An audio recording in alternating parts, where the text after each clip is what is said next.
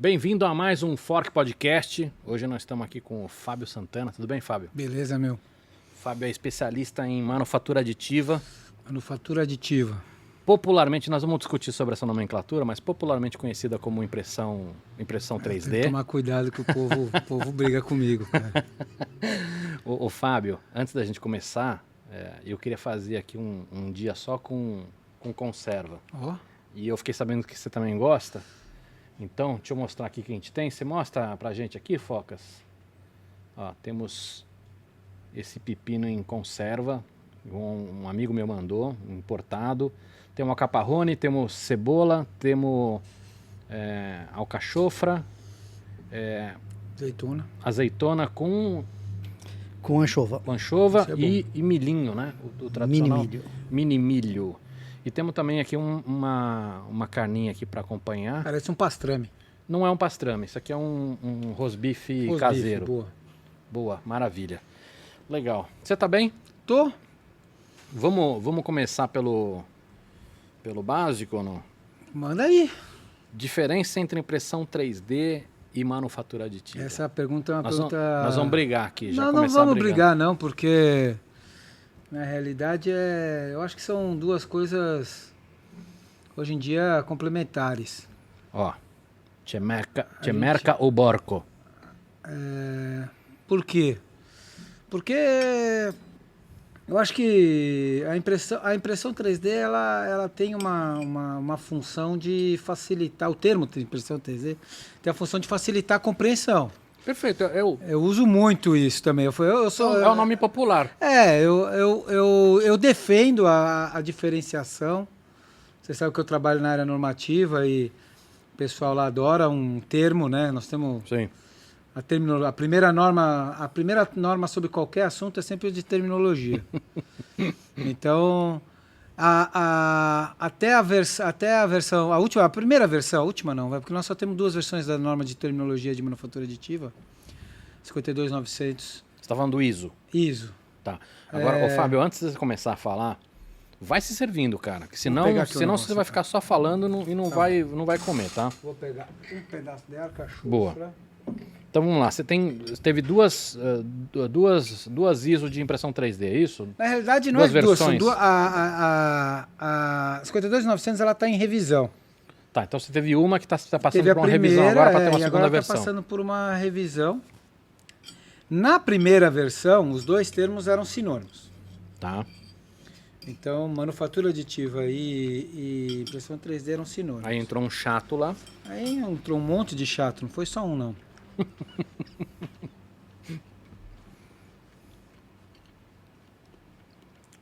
Que não faz... Você sabe que essa discussão de nomenclatura, ela acontece em todas as tecnologias. Claro. Né? Você tem, por exemplo, internet das coisas. Você tem, a internet tem a IoT e tem IoE, que é Internet of Everything. Porque você pega um reloginho, não é só a coisa que está ligada, é você também, enfim. Em inteligência artificial tem um monte de chatice, enfim, cada tecnologia dessas tem uns chatos discutindo nomenclatura. E o que se diferenciou foi que o termo impressão 3D, a partir dessa nova que deve sair a versão final dela, quer dizer, a publicação dela, provavelmente no mês de janeiro, ela tem uma definição parecida, ela dá uma encurtada no termo, dizendo que é o processo pelo qual você adiciona material em camadas, que é para exatamente definir, jogar mais para essa questão, dar uma concentrada na questão, quer dizer, quando você deposita o material em camadas e geralmente com um uso não industrial. Então, essa é a definição que vai sair, provavelmente... Então, mas deixa eu entender essa nomenclatura, tá? Porque quando a gente fala de em camadas, você tem agora muitas tecnologias que não são em camadas. Né? Vou dar um exemplo, braço robótico, Exato. que faz um espaguetão. Sim, dá para você fazer em 5 eixos. Ele não está fazendo uma camada, ele está fazendo um fio direto ali, Exatamente. certo? Agora, por exemplo, muitas tecnologias, a gente vai falar aqui de pó, enfim, que dizer se é em camada ou não é subjetivo. Mas a impressão 3D, o termo impressão 3D, a ideia é que ele fique mais preso a esse tipo de tecnologia em camadas. Então, mas o meu ponto é o seguinte, por exemplo, SLS, eu não queria entrar em nomenclaturas aqui, tá? Mas, por exemplo, bacia de pó, seja plástico ou metal. Você vai usar alguma coisa, seja para colar ou para derreter, né? E estou usando termos bem coloquiais aqui, tá? Aí você joga mais uma camada em cima. Dizer se você está jogando... Entende? Eu entendo, mas entra o objetivo da diferenciação da terminologia é você exatamente separar um pouco do uso industrial do não industrial. Esse é o principal objetivo dessa terminologia. Por que faz sentido isso, cara? Não faz. Se o impressão 3D já é o nome popular da história... Vamos inverter. Isso não vai ser proibido. Eu falo impressão 3D toda hora, mesmo sendo adepto de uso do termo manufatura aditiva. Não vai ser proibido, mas eu queria entender por que existe essa... Eu vou te explicar isso da maneira ao contrário. O termo manufatura aditiva ele é muito mais justo para a tecnologia, na minha opinião. Eu vou te dizer por que eu acho isso. A manufatura aditiva, na realidade, e vamos dizer a impressão 3D, ela é a evolução de outras tecnologias, ou a continuação de outras tecnologias, que já estão aí há muito tempo. Então, por exemplo, se você pegar a extrusão FDM, ela é... Que é essas tradicionaizinhas que todo mundo tem em casa. Exatamente. Ela nada mais é que uma extrusora de plástico, onde você tem um sistema de 3 eixos em que você pode escolher onde você vai colocar material. Mas toda a tecnologia de trabalho com esse polímero, ela vem da extrusão.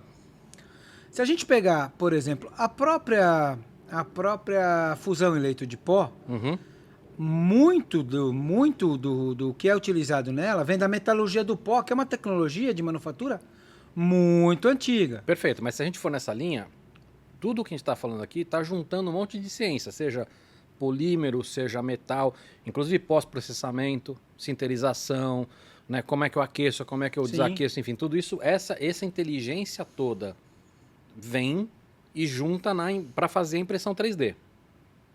A própria impressora 3D é bem antiga, né? Sim. Década de 80. Sim.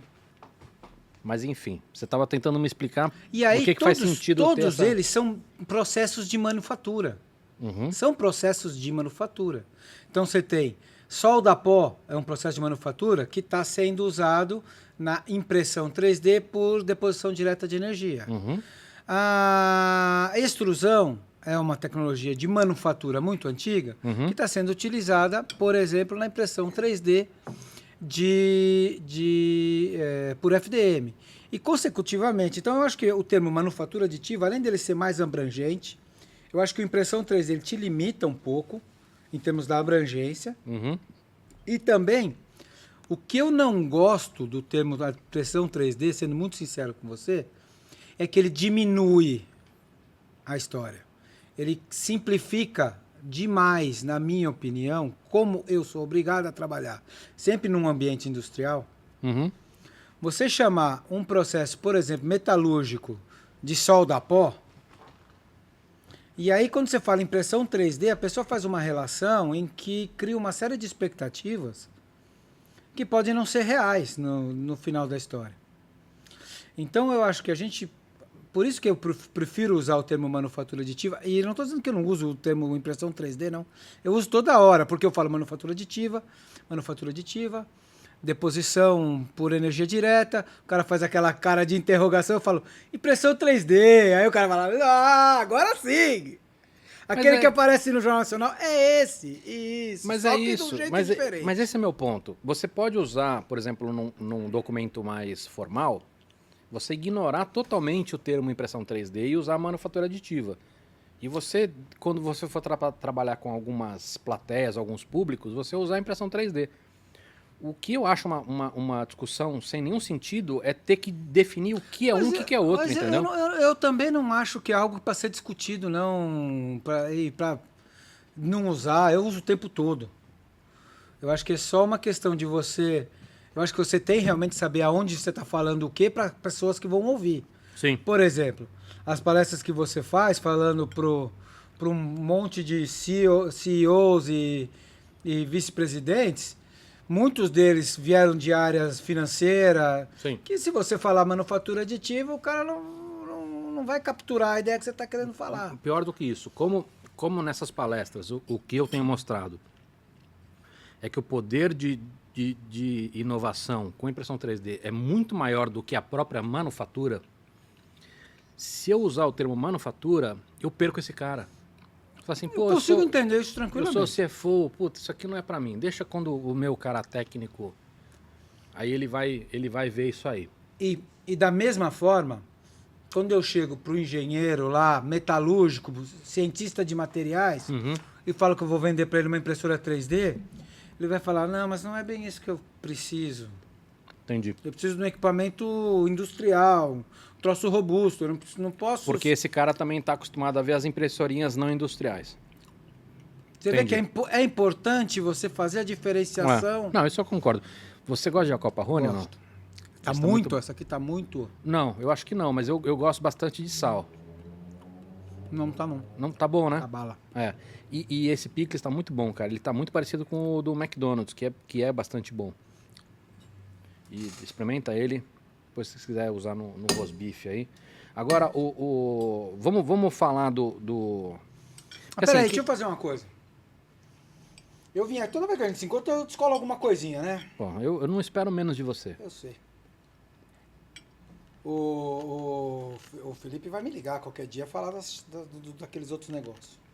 Deixa eu ver. Eu vim aqui, aí eu falei assim, pô, vou lá falar de manufatura aditiva, lasers de muitos quilowatts, canhões de elétrons de... Isso, estamos gostando já. De 6.000 volts. O Foca está ficando excitado ali já. 6.000 volts, então, pô, preciso levar alguma coisa que represente esse poder, essa potência. Mas pelo tamanho que você vai mostrar, mas você vai ver.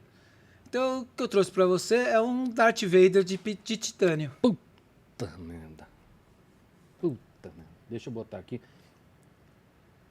Focas. Vai ser difícil, cara. Mesmo a câmera do iPhone é boa, mas vai ser difícil. Olha. Acho que um pouquinho mais para trás ele consegue focalizar. Acho que coisa mais bonitinha. Né? Puta, isso aqui cabe no bolso. Que bonitinho, cara. Bonitinho, né? Adorei. Obrigado. Vou botar aqui para não comer junto. Então, vamos começar, assim, o que eu queria... Normalmente as pessoas conhecem já a impressão, muitas nem viram na frente ainda, mas é o que você falou, conhece aquela que a gente chama de FDM, que são essas de filamentinho, mais simples. E as de resina. E agora está começando a se popularizar, principalmente por causa de dentista. Né? Dentista tem usado... Tá entrando forte. Apesar deles usarem o aditivo, o subtrativo também, eles estão começando a usar bastante a de resina, né? Aliás, isso é legal explicar também, né? A diferença entre aditivo e subtrativo. Esse é um termo também dá uma discussão divertida, cara. Mas explica, assim, vamos lá, para leigos. Esse negócio, a mesma manufatura aditiva, eu acho que ela vai mudar de nome em breve. Eu estou trabalhando num documento sobre manufatura aditiva de cobre. Não é meu documento, é da GE, mas em que eles usam muito o termo additive, sem o manufacturing. Tá. Então, modalidade aditiva. Então, eu acho que mesmo o termo manufatura aditiva, eu vejo que ele, aos poucos, ele vai talvez mude para, sei lá, adição. Porque não existe a manufatura estampativa, a manufatura moldativa. Então, só o termo vai evoluindo. Manufatura aditiva, porque hoje está concentrando toda essa tecnologia dentro desse termo, mas eu imagino que a coisa vai mudando. Então, eu acho que o termo adição, talvez ele vai ser um termo que no futuro vai ser mais utilizado. Quanto à resina, cara, tem muita coisa sendo feita com resina hoje. Não, vou querer saber disso, mas antes acho que vale a pena explicar a diferença entre aditivo e subtrativo. Ah, tá. Na realidade, a diferença básica é o seguinte, a manufatura aditiva, ela só me deu a possibilidade de eu colocar a matéria-prima no lugar onde eu quero com precisão. Eu não tinha essa capacidade até um pouco de tempo atrás. Então, como é que eram se produzidas muitas coisas? Era você partindo de um bloco, seja de um polímero, seja de um metal, seja de qualquer outro material, e removendo o material conforme a necessidade para criar a forma final do meu produto, ou do meu objeto, ou de qualquer coisa que eu precise. Então, é por isso que... E aí, esse termo subtrativa só veio depois da manufatura aditiva. Antes ele se chamava usinagem, ele se chamava furação, ele se chamava retífica, ele tinha outros nomes já históricos dele. Então, para uma pessoa que trabalha com usinagem há muito tempo, por exemplo, você fala, manufatura subtrativa vai entrar no ouvido do cara que ele vai fazer... Sim, é estranho. Sou estranho. Mas vamos lá, agora dentro do... Eu queria ir para o universo mais industrial, né? A gente tem agora alguns materiais que para o universo industrial faz muito sentido, além da variedade de plásticos grandes. Metal, hoje está numa variedade bastante grande também, não está, Fábio? Já aumentou muito, você vê fazendo para esse documento esse aqui aí, que você fala, isso aqui é titânio. Que titânio que é? Esse é 23, titânio 6, alumínio 4, vanádio. Que é o que bota dentro do corpo, é isso? Esse pode ir dentro do corpo. Tá. Geralmente o que se usa para as ligas de titânio para uso médico, uso para implantes, é o titânio grau 2, que é o titânio comercialmente puro, praticamente só titânio. Tá. E o titânio 6, alumínio 4, vanádio, tem dois tipos, que é o grau 23 e o grau 5, eles têm uma pequena diferença no formato da microestrutura, mas basicamente é titânio, alumínio e vanádio. Mas a maior parte é titânio também. Mas vamos lá, titânio, o que mais? Hoje você tem, por exemplo, em metais você tem umas 80, 90 ligas já metálicas sendo trabalhadas com manufatura aditiva, seja ela fusão em leito de pó, seja ela por deposição direta de energia, seja ela por binder jet, que são os três tipos principais. O binder jet é o chamado jateamento da aglutinante. Você pega um monte de pó e você vai colando, você cola ele no formato que você quer, então você tem um objeto que é um monte de pó colado. Mas se você dá uma porrada, ele vai estragar. Aí você como se fosse uma massinha ali, né? E aí você tem que colocar ele dentro de um forno de sinterização, que é com a pressão vai sair, e temperatura, exatamente, ele vai diminuir. Vai sair o ligante, vai evaporar, porque ele é um polímero, basicamente. E aí vai ficar só metal, o metal vai se ligar pela alta temperatura e vai ficar só metal. Então essas são as três tecnologias mais usadas na área de metais. Você tem aí umas 80. E aí você usa feixe de elétron para quem precisa de temperatura mais alta, como o titânio, é isso? O feixe de elétron é muito utilizado para titânio, laser também. O feixe de elétrons ele tem algumas características para trabalhar com materiais mais reativos, como o titânio, como ele trabalha em vácuo. É melhor para você processar titânio. Você diz para não oxidar, para não dar... Porque o titânio, o que é um material reativo? É um material que captura muito oxigênio quando ele está em alta temperatura. Então, muito oxigênio, muita oxidação, oxidação é ruim. Então, tem as suas variações. Então, não necessariamente você tem que trabalhar com um material só num determinado processo. Mas às vezes acontece. Isso que você falou é uma coisa que pouca gente sabe, né? Que muitas dessas impressoras, elas precisam ter depois um pós-processamento.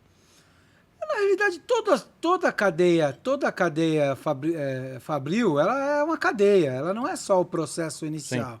Então, por exemplo, se o cara faz lá o burrinho de freio do carro, ele começa a partir de uma peça fundida de ferro fundido. E aí depois ela sofre um processo de usinagem para dar parte de precisão, um processo de limpeza, um processo de pintura. Então, se você disser que ela é construída na fundição, todos os outros processos você vai chamar de pós-processamento. Isso também ocorre na manufatura aditiva. Você, por exemplo, você faz a sua peça, depois você precisa, por exemplo, remover a parte de suportes. Alguns processos precisam de mais suportes, outros menos. Então, além de construir a peça, você tem que construir uma estrutura que vai manter ela de pé.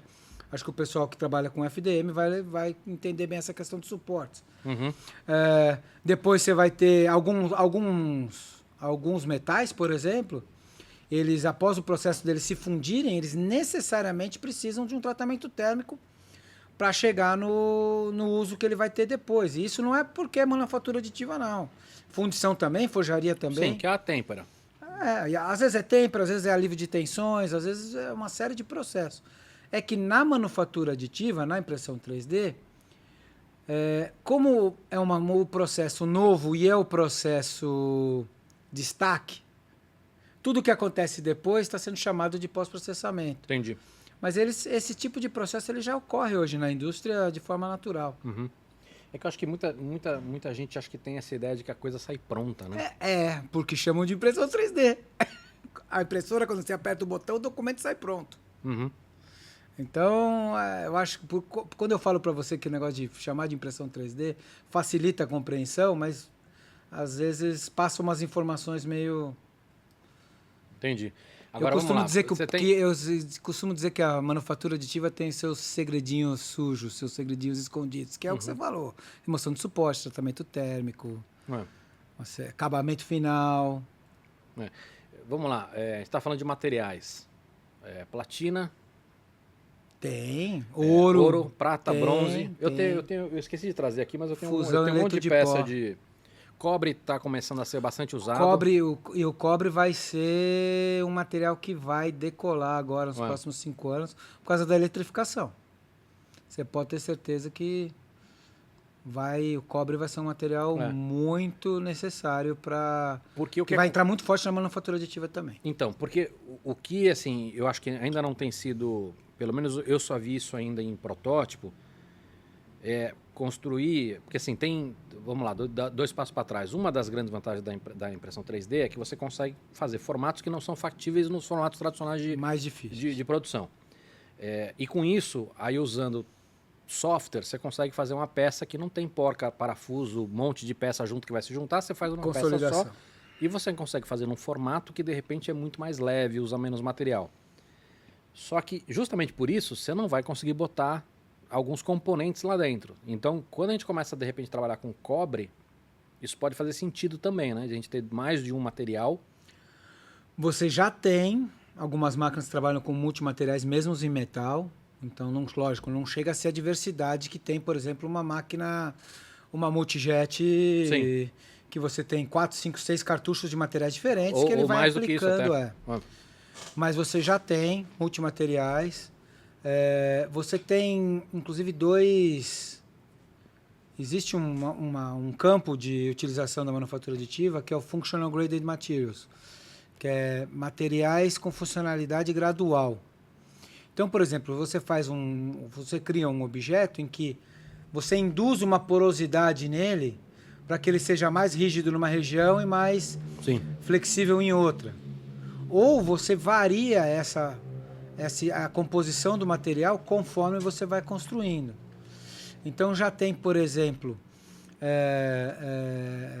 coisas com aço por fora e cobre por dentro, porque você quer que tenha uma condutividade térmica diferente na área externa da área interna. Você já tem... Você começa com um determinado tipo de matéria-prima em pó metálica e depois troca para outra. Eu já vi coisas de aço ferramenta com Inconel, com liga de níquel. Então você começa a ter essas possibilidades, você começar a criar ligas durante o processo. Porque além de você poder escolher o local, você vai também começar a poder escolher o material. Perfeito. E aí, imagino que muito em breve, assim como a gente tem já nas jets da vida, uma mistura de material também. Porque você pode ser o titânio com um tanto de cobalto e vai mudando para mais ou menos cobalto para ter outras propriedades e tudo. Já tem pessoal na área acadêmica pesquisando esse tipo de coisa. Por isso que eu falei, eu tenho visto muito isso, mas ainda é muito no campo do paper ou do... Máquina comercial na área de fusão de pó tem uma, alemã. Mas esses caras estão usando para que isso? Eles estão começando agora a encontrar as aplicações. Então, essa aplicação que eu vi é uma aplicação em que precisava o material, a peça, ela tem um comportamento na área externa em questão de condutividade de temperatura e outro na parte interna. Trocadores de calor é uma aplicação muito forte da manufatura aditiva hoje. Por quê? Porque você consegue fazer uma intensidade de volumes muito grandes e mantendo a não comunicabilidade, que nesses trocadores de calor é importante. Você não pode vazar a substância que está na região A para a região B, e mesmo assim elas têm que se entrelaçar para que haja a troca de calor e o material mude de temperatura. Então, essa questão do material eu acho que também vai ser muito utilizada na área de trocadores de calor. Legal. Porque, por exemplo, você pode botar cobre, que conduz até muito rápido, Sim. nas regiões em que você quer sair com o calor, e deixar um outro material de baixa condutividade térmica na área que você quer segurar o calor. Então, é uma aplicação muito forte. E também na área elétrica. Você pode, vamos exagerar aqui, eu quero fazer um material que não conduza na área externa para o cara botar a mão, mas quero já colocar toda a ligação elétrica dentro dele, dentro do componente. Nunca aquilo vai quebrar, nunca vai separar, nunca vai dar mau contato, porque aquilo É sólido. é sólido. Então tem algumas aplicações muito interessantes. E sólido, e pode ser mais leve, pode ser mais barato de fazer, pode ser mais rápido de fazer. Tem uma aplicação elétrica, que são barramentos elétricos, que hoje eles têm dificuldade de você fazer, por exemplo, um barramento elétrico com uma refrigeração interna. Isso é legal, né? Então você quer conduzir energia elétrica por fora, vai esquentar aquele troço, e no meio daquilo você quer passar, por exemplo, água para refrigerar. Isso é legal. Então, mesmo conduzindo eletricidade na área externa, você quer resfriar aquilo lá, e você não pode ter contato com a água, que vai dar problema. E você tem, nos processos tradicionais, além da complexidade do formato em si, você tem, a hora que você coloca porca, parafuso ou mesmo solda, você tem erro humano nessa história, você tem falha, você tem manutenção, você tem a vibração, pode soltar um tem negócio. Grana. Nós temos um estudo dos Tomahawk. Dos índios? Não, dos helicópteros. O pessoal lá nos Estados Unidos ganhou a licitação para trocar os motores, porque os Tomahawks e os Apaches, eles vão ser trocados agora, né? Todos os motores vão ser trocados, porque não dá mais manutenção. Chega uma hora que não dá mais para trocar peça. Mas acho que eles vão trocar, inclusive, o próprio eles vão trocar os motores de todos os Tomahawks e Apaches que eles têm operacionais hoje.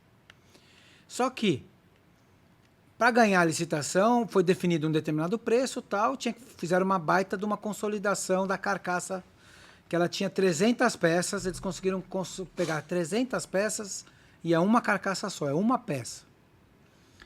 Só isso aí deu um baita ganho logístico, de juntar peça, compra. Tudo, de mão de obra, de falha humana. E eles encontraram um grande ganho nos pedidos de compra. Mas em que sentido? Cada pedido de compra, só para colocar um pedido de compra, burocracia, administração, pessoas, tem isso custava também. $250. Tem isso também, né? $250 por pedido de compra. Não, só em diminuir de 300 pedidos de compra para você tem não sei já o quê. ganharam uma baita grana nessa história. Não é só isso, cara. Você tem caixinha, você tem não sei o quê, você tem... Para cada um você tem um adesivinho que você vai botar... Então, é uma conta interessante pra caramba. Por outro lado, às vezes você tem limitações diferentes. Peso.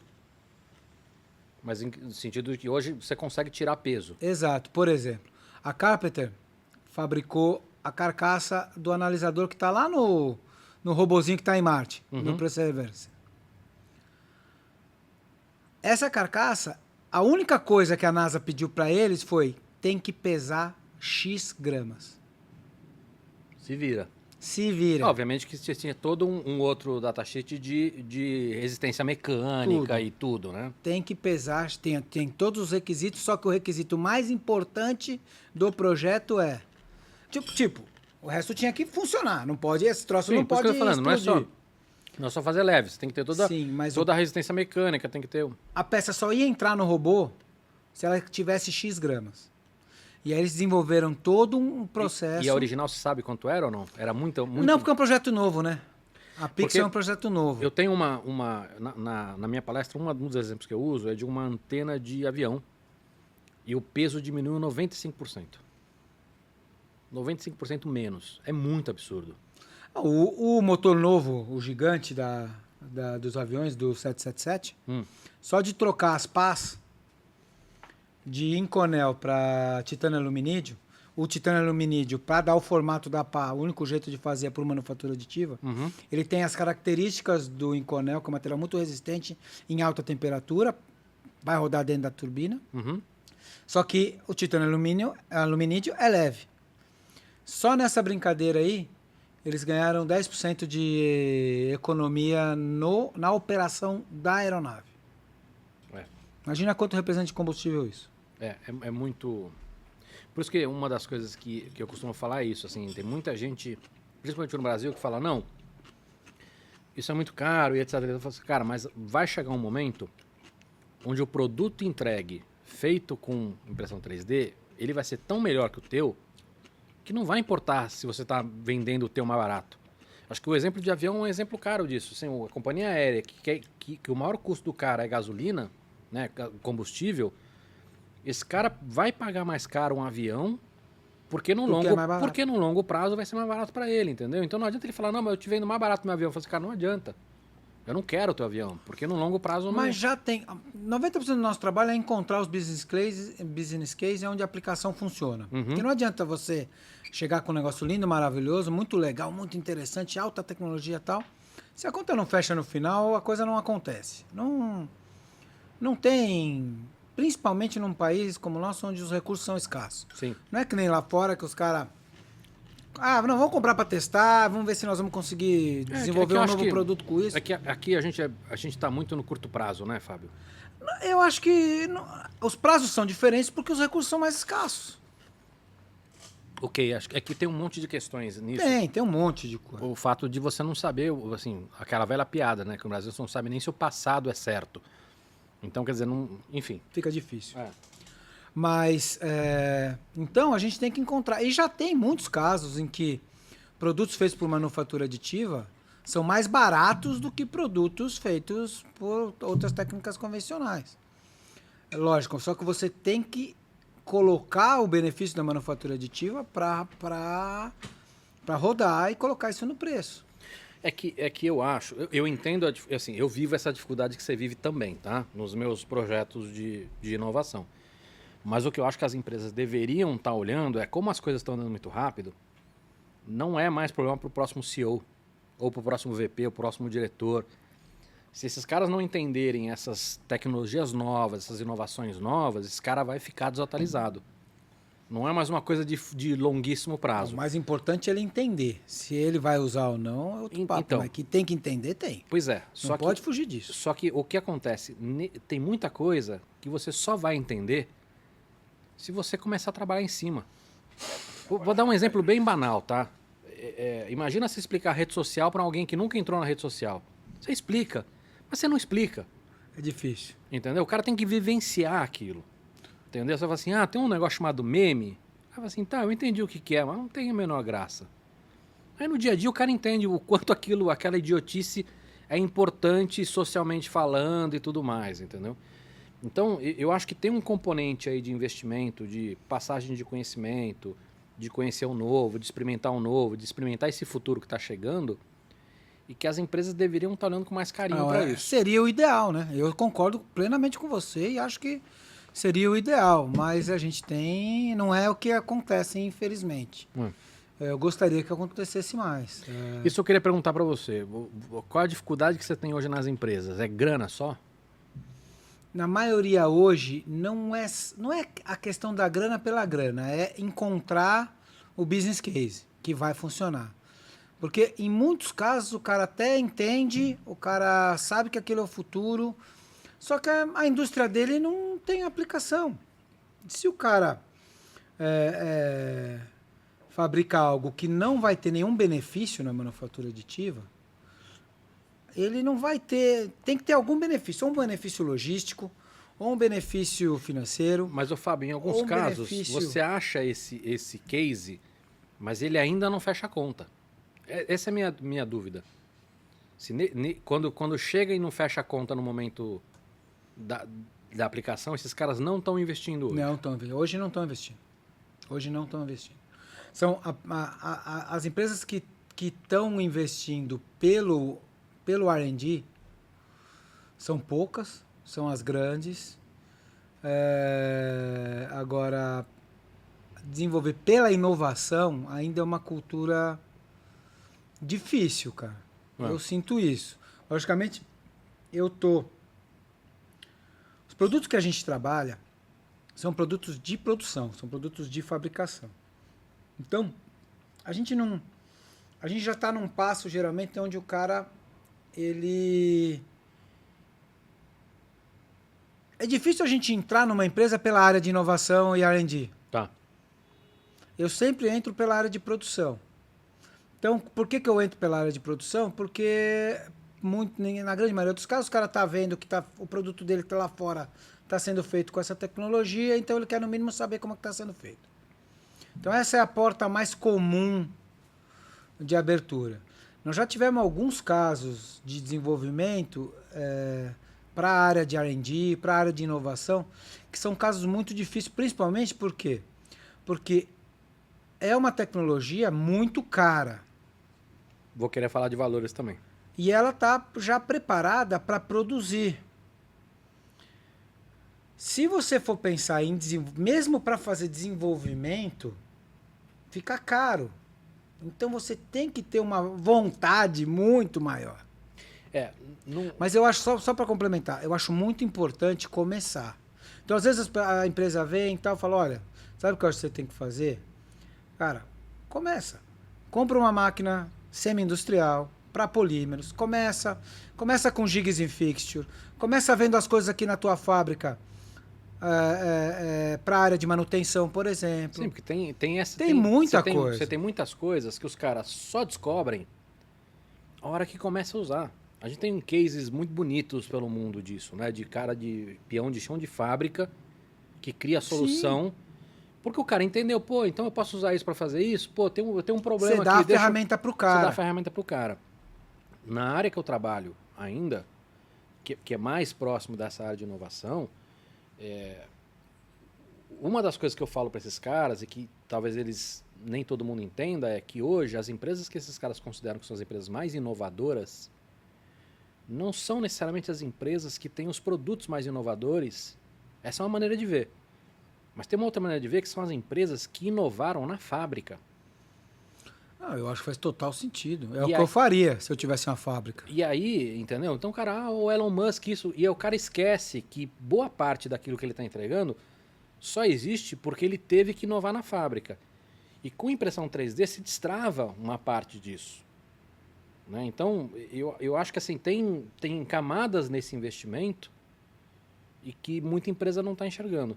E eu tenho uma outra vantagem, tá? Assim, como os meus projetos acabam sendo, de certa forma, mais graciosos, eles também trazem mídia espontânea, geram rejuvenescimento de marca. Então, eu consigo também, em alguns casos, roubar uma parte da grana do marketing. Né? Ou de... Não, a inovação em P&D e P&D está sendo muito utilizado, né, como marketing. Sim. A gente vê. O que às vezes frustra a gente um pouco é que é só usado só como marketing. Não, isso frustra todo mundo que trabalha com inovação. E aí às vezes a gente Quando vê... o cara quer uma firula. Putz, sabe o que mais assim que a gente vê e fala, pô, às vezes o cara contrata um especialista em inovação e deixa o cara amarrado dentro da fábrica porque ele contratou aquele cara para dizer que tem. Sim. Isso aí, pô, você chega e fala e tal, o cara se interessa e tal, a gente desenvolve e tal, um monte de coisa e tal. Mas não, vai ficar pro ano que vem. Eu queria falar de valores, tá?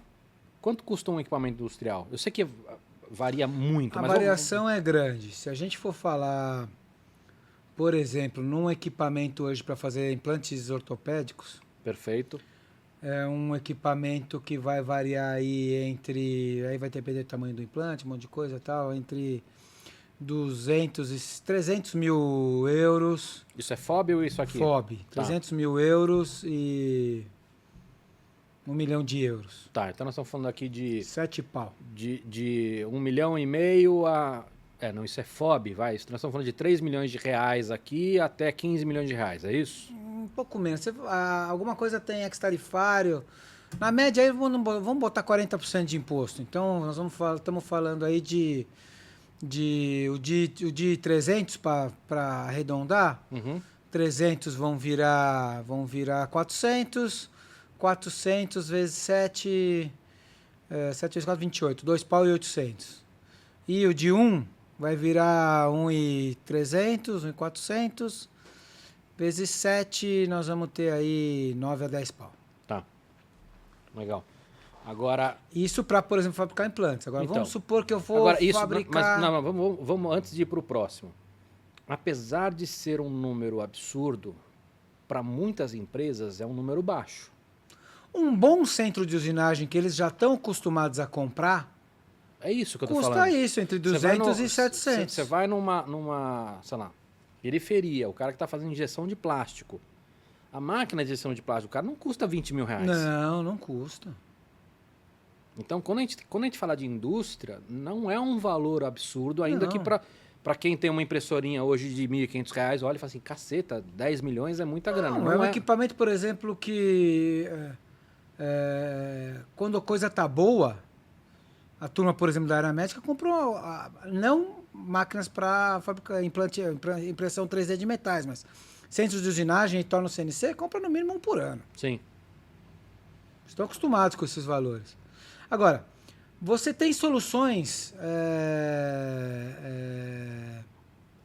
já mais baratas, dependendo do grau de... Eu joguei no implante que é aplicação crítica. Crítica Sim. da crítica.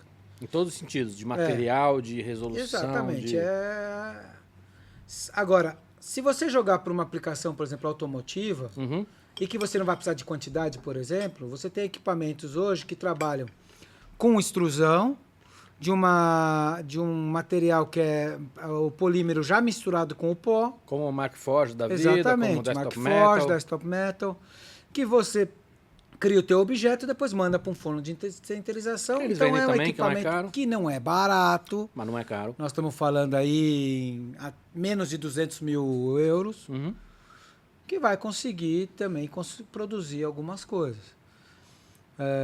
Então, a área de metais ela é mais cara, mas ela é toda mais cara. Sim. Do mesmo jeito que existem máquinas para polímero que são muito mais caras também. Ó, Olha o copinho. deixa eu mostrar aqui pra... Ah, ficou legalzinho. Você deu um tapinha aqui, tirou os suportes. Eu fiz que o Focas não quis me Sabe que é a ajudar. primeira vez que eu ponho a mão nisso?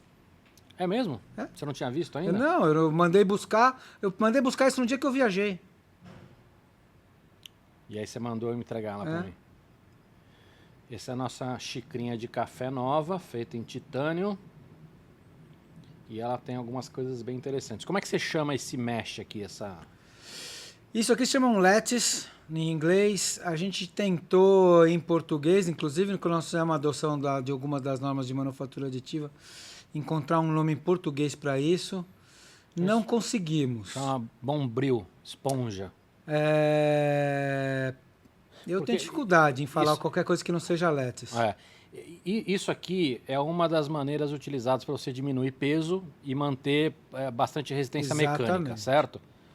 Esse tipo aqui, esse visual, como ele imita a estrutura do osso humano, e no osso humano esse tipo de estrutura chama trabécula, a pessoal da área médica chama isso aqui de trabeculado. Esse tipo de estrutura. Feio. Mas ele é um lattice. Esse aqui, ele parece randômico, mas não é. Eu vi, sabe, os caras testando, sabe o quê? Pé de ponte.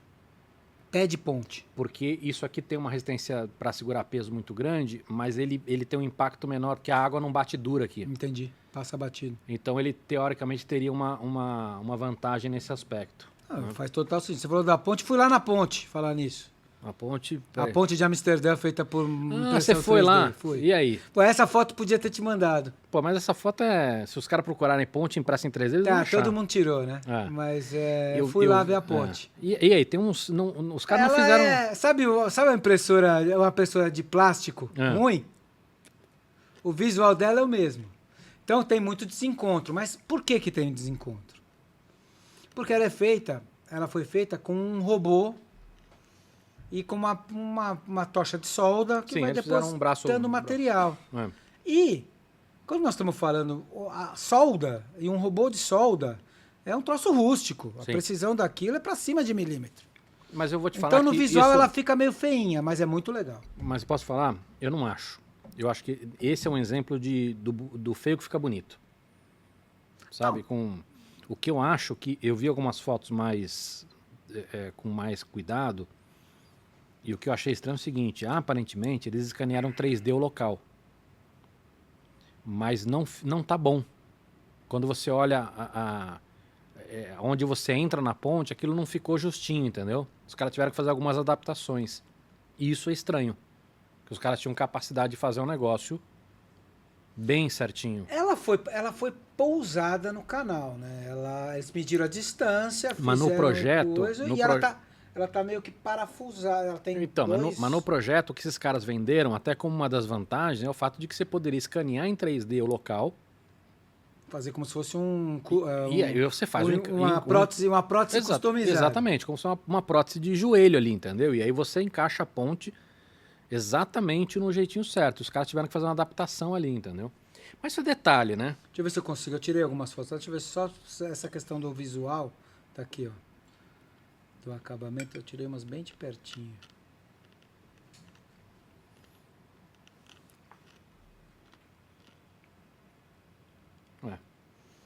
É que eu acho que esse tipo de Mas detalhe, aí que quando tá. você olha uma ponte Não, de é legal perto... pra caramba. A ponte é muito joia. você que olha, legal. o que eu quero dizer é o seguinte, que você olha uma parede... Olha que legal. Não, ela é linda. Você olha uma parede de perto, ela não é bonita também. Mas tem um outro problema que é o seguinte, nós estamos trabalhando com metal e que o metal e o plástico tem uma diferença muito grande na manufatura aditiva. O metal precisa ficar líquido. Ele precisa ficar líquido. O polímero... ele não é líquido, né? A transição vítrea, né? Que eles chamam. Não, o polímero. Ele Sim. tem que ficar líquido. Ele não precisa ficar líquido.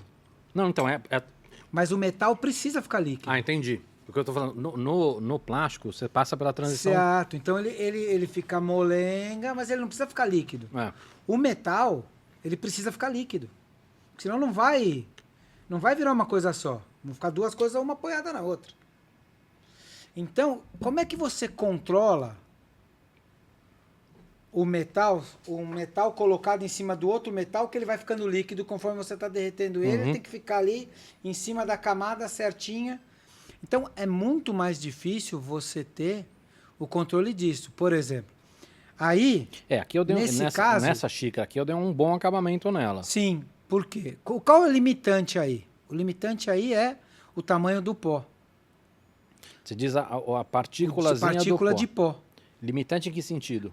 Para o acabamento. Por quê? Porque eu tenho partículas de 35 a 45 microns. Tá, e aí você tem algumas que grudam e aí fica ali... O que você está visualizando aí é exatamente o pó. Se eu usar um pó mais fino, Entendi. eu consigo um acabamento melhor.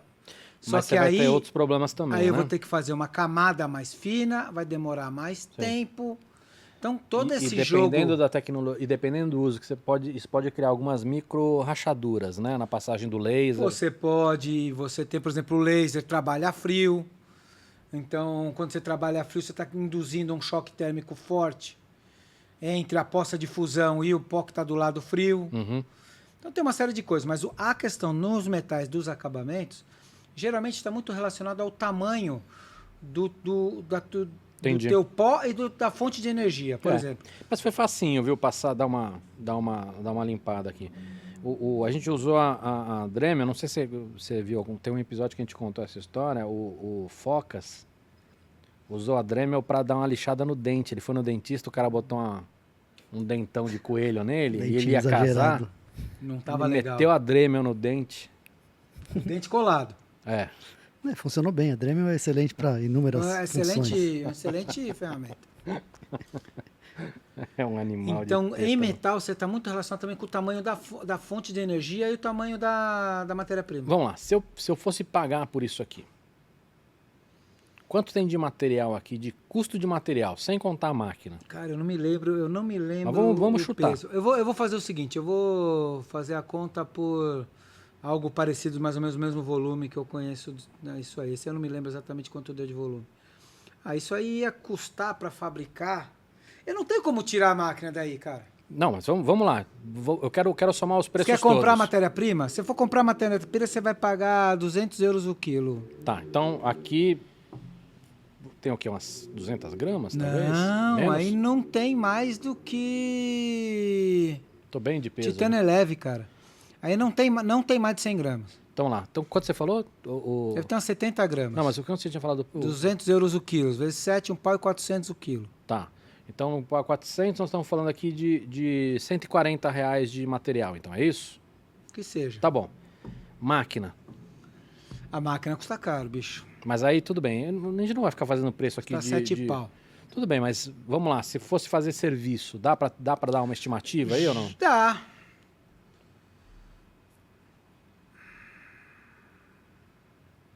Chuta Sei sem lá, medo. Uns 1.500, 2.000 reais o par. Agora, se a gente for pensar em 2.000 reais um par de xícaras, para um joelho, não tá caro. Não, é questão de você avaliar como você vai usar. Óbvio que você fazer uma xicrinha bonitinha, talvez seja... Acho que, o Fox, acho que nós temos a xícara mais cara do mundo. De todos os podcasts Não, do planeta. mundo, cara. Porque Provável. quanto a gente chutou isso aqui? Uns 2.000 reais o parzinho? Tem alguma xícara mais Não, cara? cada, velho. Cada? Cada, nós falamos Caramba. menos de 100 gramas cada um. Nós temos artículos de luxo. Mas você sabe que... tudo bem, nós estamos falando de titânio, nós estamos exagerando aqui, né? Esses pratos aqui é de um parceiro nosso, chama Estúdio Neves. Eles fazem prato para os melhores restaurantes do mundo. Os caras com estrela Michelin e tudo. Você comprar eles para me dar uma máquina de cerâmica. eles estão morando em Portugal agora. Esses pratos também não são baratos. Não? Né? Então, né? Óbvio que eu estava fazendo uma comparação meio besta aqui, uma peça, mas mesmo se a gente for olhar para peças de design, obviamente que você não vai fazer de titânio, esse titânio e tudo mais, Claro. mas já começa a ser viável para algumas coisas, né? Peguei um pedaço muito grande. Do quê? De pão com carne. Mas tá bom, né? Tá muito Você bom. já experimentou tudo ou não? A cebola você experimentou? Já, a cebola eu mais gostei. É mesmo? Falei que a cebola ia ser sucesso. Falou mesmo. De tudo isso aqui, cara, eu sou tarado no alcaparrone. Então é aquilo que a gente falou, cara, tem que justificar. Eu acho que, principalmente, depende do caminho que você está. Se você for jogar isso como R&D e inovação, é uma coisa, quando você vai botar isso na produção, é outra completamente diferente. Sim. E já existe, começou a ter algumas coisas assim para você poder escalar, por exemplo. Um dos produtos que a gente trabalha, a máquina de cerâmica, ele vende uma pequenininha, Uhum. para o cara entrar 100%. E aí depois, tudo que ele desenvolver naquela máquina de 100%, ele consegue rodar numa máquina de 600 por 600 para depois produzir em massa. Sim. Então, esse tipo de preocupação está começando a... Pra que os caras estão usando cerâmica hoje? Cerâmica tem satélite, antena de satélite. As antenas do Starlink, da vida, desses CubeSats. Por quê? Por causa da temperatura ou não? Por causa da resistência, questão de interferência eletromagnética, essas coisas. Que mais? Tirei o telefone do bolso, melhor tirar o som porque ele pode tocar. Você tem utilização na área médica. Já está se usando algumas coisas na área médica. Próteses, implantes, próteses. De porcelana? Na realidade, zircônia, óxido de zircônia. Você consegue usar cerâmica feita com fosfato de cálcio, que ela é reabsorvível. Para fazer, seria algo... Um implante que vai virar osso depois. Sim, que esse já faz poroso também para o calcificar para dentro, não criar calo e... Exatamente. Legal. Mas o mais legal área elétrica. Ó.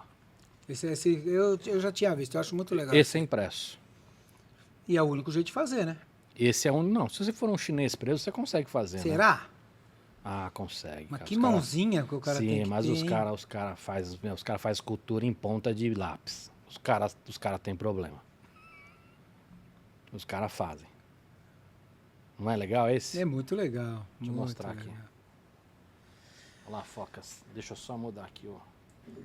Estão fazendo implante dentário de cerâmica. Ai, que Estão bonitinho. fazendo coisas na hidráulica. Estão fazendo... Muito Aí que tá, é uma área mais industrial, o pessoal talvez não vai conseguir captar muito, mas ferramental de fundição, então, isso ferramental de... para você fazer, por exemplo, molde, é isso? Você faz o molde que depois vai do molde de cerâmica que vai sair a peça final em metal Tá. ou alguma outra coisa. Então é uma utilização bastante forte. E tem uma resolução bem grande, né? Sim, porque com a cerâmica você consegue trabalhar com a resina fotocurável, né? Então você consegue trabalhar com máquinas com a aplicação do laser direto, com uma aplicação bem pequenininha, curando exatamente onde você precisa. E aí depois você leva para o forno. Mesmo processo, primeiro tem que fazer um debind, tem Tá. que tirar aquela resina, Tá. que é o processo mais lento. Ele é esquentado bem devagarinho para Sim, sair senão toda você aquela- racha, senão você... estraga tudo. É. Uma peça pequena, às vezes fica 4 dias no forno fazendo só debind. E aí depois a cura, a sintetização final é geralmente rápido. Entendi. Esse processo de sinterização, como é que tá a acurácia das peças? Ainda não está perfeita, né? Você precisa de um... O problema disso é o seguinte. A sinterização, ela sempre vai diminuir o tamanho do teu objeto. Perfeito. Mas Por quê? ela não é necessariamente por igual, né? Nos 3 eixos. Ela é, e por igual, se você considerar o material, ela é por igual. Não, perfeito. Então, por exemplo, no caso da resina, talvez seja por igual. Porque você não tem as camadas, por exemplo, que você tem num outro tipo Não, de... para qualquer material, para o material, ela é por igual. Qual é o problema? O Então, problema mas é o seguinte, esse é o que ponto, o processo de produção que... conforme a quantidade de material que eu tenho na região, a temperatura anda diferente. Entendi. E, portanto, os graus de contração acabam sendo É isso que eu queria saber, porque diferentes. assim, quando você faz porque assim, é sempre a camada por camada, mas quando você tem, por exemplo, resina, elas são mais, a camada é mais Mas perfeitinha, não é por entendeu? isso que a sinterização é difícil. A sinterização é difícil porque é o seguinte, imagina que você tem um U, certo? Uhum. Como essa xícara aqui. É que essa xícara está meio por igualzinha, mas você tem um U. E aí você tem as duas pernas do U, elas têm 2 milímetros. E a base do U tem 10 milímetros. Tá, entendi agora. Esse troço, ele vai contrair em velocidades diferentes e em quantidades diferentes, porque a temperatura vai atuar diferentemente em cada uma Perfeito, dessas áreas. porque uma parede mais grossa Tem mais material. vai absorver o calor de uma maneira diferente, tá? Exatamente. Mas hoje os softwares estão conseguindo uma Já precisão, tem uma acurácia... software que faz a simulação da sinterização E aí ele você consegue, corrige. ele consegue Já fazer dá essa pra fazer. correção. Então Tá. melhorou muito. Nós temos, por exemplo, casos de, mesmo em cerâmica e mesmo em metais, metais menos, porque aí o problema é o mesmo problema de você ter que transformar o metal em líquido. Esse é o principal problema da precisão em metais. Mas na cerâmica, como a gente, por exemplo, trabalha com resina, e ela sai como se fosse na mesma precisão de uma Formlabs da vida, para o pessoal entender. Que pessoal. Pessoal da área de impressão 3D. Sim, mas nós estamos falando dessas impressoras de resina tradicional, né? Uma impressora resina de tradicional e é calculado e ele sai com uma precisão muito boa mesmo em cerâmica. Legal. Bom. Mas hoje o maior uso acaba sendo para fazer molde, né? Você fala em cerâmica? É. Não, cara. Esse negócio de antena está fazendo muito. A quantidade não é tão grande, mas está usando muito. Tem algumas empresas que só fazem as antenas. E além de satélite, o que mais? Fundição, muita fundição. Ferramental de fundição. Então, por exemplo, imagina a turbina, que precisa, a parte interna da turbina não vai ser fabricada por manufatura aditiva, vai ser feita por fundição. Tá. Mas a parte interna tem toda uma refrigeração intrincada. Então o cara faz um machinho de cerâmica Tá. para colocar no ferramental de fundição para aí verter Entendi. o metal líquido por cima. E aí ele consegue fazer E aí ele consegue molde uma- bem... Usar a manufatura aditiva para fazer uma peça que ele não conseguia fazer antes, porque ele não tinha como fazer o modelo ou Joia, o molde de fundição. joia de uma forma diferente já se faz muito isso com cera perdida, né? É mesmo que você começa no digital, depois você vai para analógico. A Apple tem 2 máquinas de cerâmica, não contam para ninguém o que estão fazendo com elas. Que mais? Você tem muitos sistemas de coisas de alto luxo. Cartier, Swatch, Rolex estão fazendo de cerâmica as carcaças com manufatura aditiva de zircônia. Uhum. Muito provavelmente a Apple deve estar testando alguma coisa nessa linha também, Pode né, ser. cara? Porque tem muita coisa de equipamento deles que já tem, de alguma maneira, algum tipo de cerâmica que é mais risca menos e dura mais. Estou pensando aqui na lista de clientes.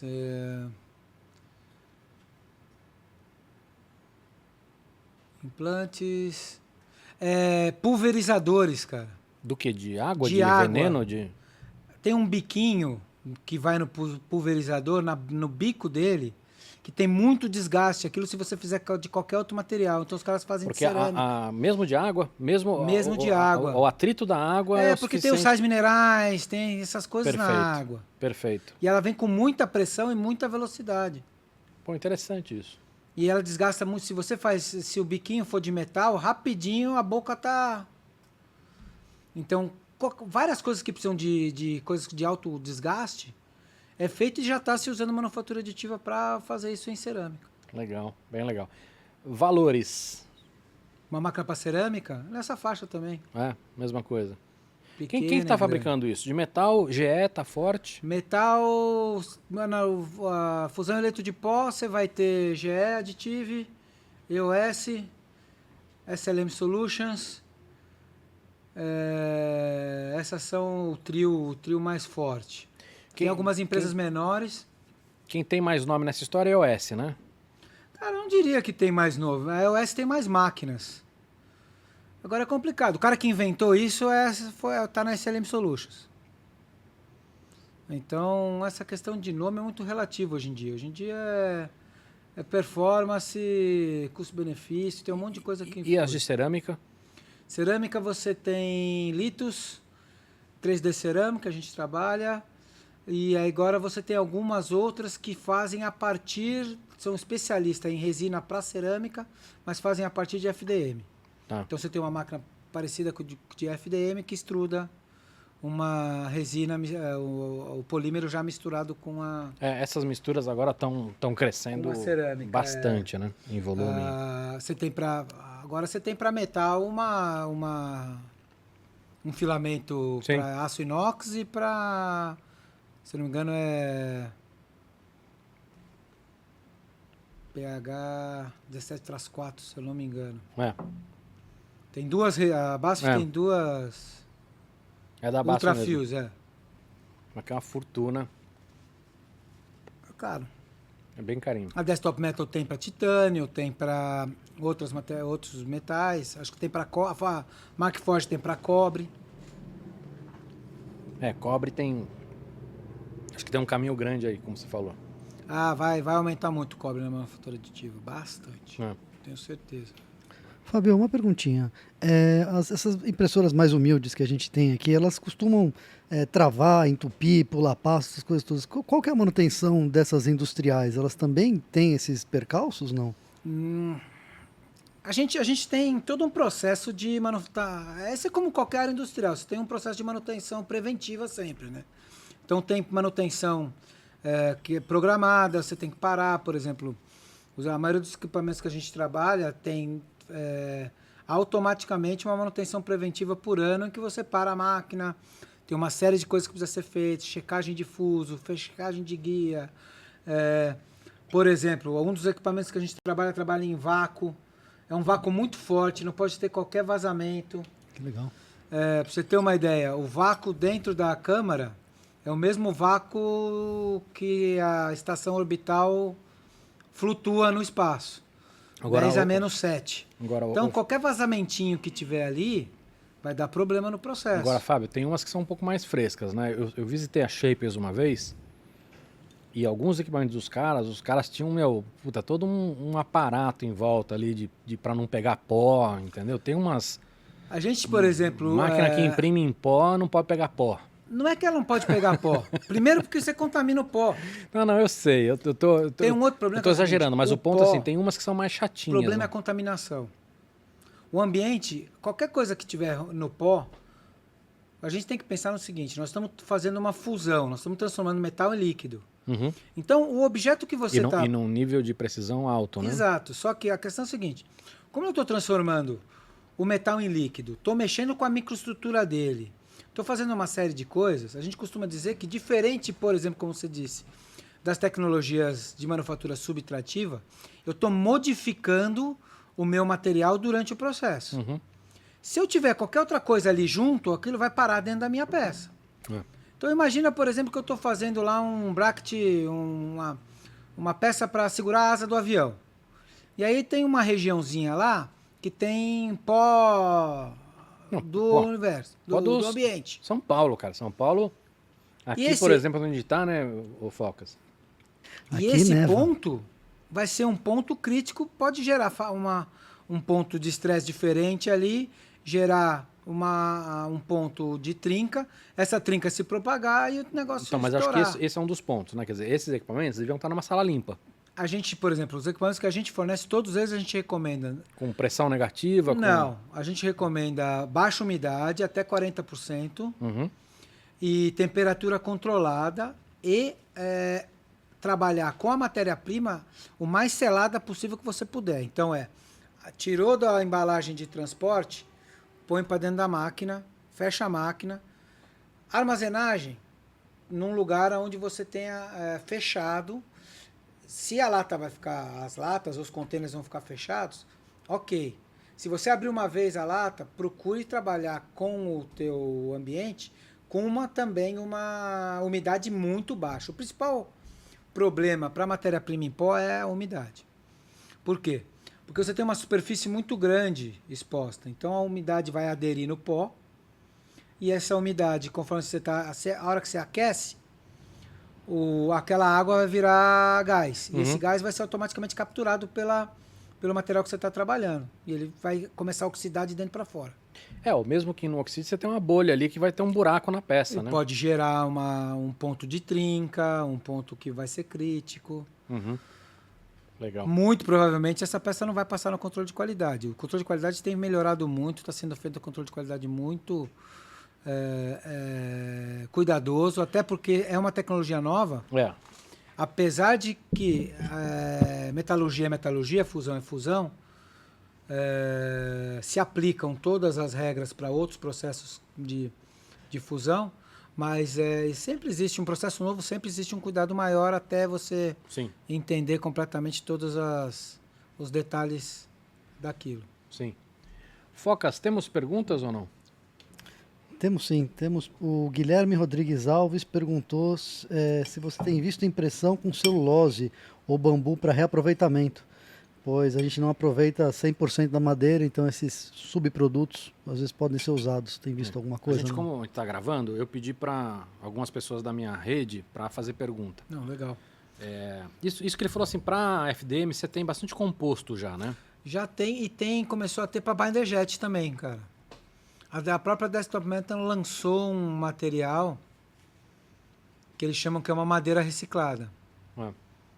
Eu não conheço a fundo qual é a mistura entre essa madeira depende e do esse fabricante. polímero. Depende do fabricante. Tem algumas que é 20%, tem alguns que promete 40%, mas assim, não é madeira. Não, né? não dá para ser madeira. Mas o que eu quero dizer é o seguinte... Ela não vai juntar de Não, novo. perfeito, mas assim, não chega perto, entendeu? Tem alguns que às vezes tem uma carinha um pouquinho melhor. Agora, o que acho que a pergunta dele tem mais a ver com reaproveitamento, acho. Você tem reaproveitamento, por exemplo, o polímero, todos eles, a grande maioria deles é reaproveitado. Mas tem um limite para isso, né? É o mesmo limite de qualquer outro processo de injeção. Sim. Porque na realidade o que acaba acontecendo é que você joga a matéria-prima para trás. Então, mas... por exemplo, nos metais você tem que fundir tudo de novo, gerar lingotes, estrudar fio para atomizar. Tudo bem, mas o meu ponto é o seguinte, você tem... essa questão da perda, ela é muito subjetiva, né? Porque elas são diferentes. E depende muito do material. Sim. né? Então, por exemplo, E sei do lá, processo. e do processo. Mas, de grosso modo, a impressão 3D ela mais economiza do que ela Muito perde mais, comparado aos muito outros. mais. Se você for pensar, eu vou te dar um exemplo. Sabe que a gente mexe muito na área médica, o acetábulo do quadril.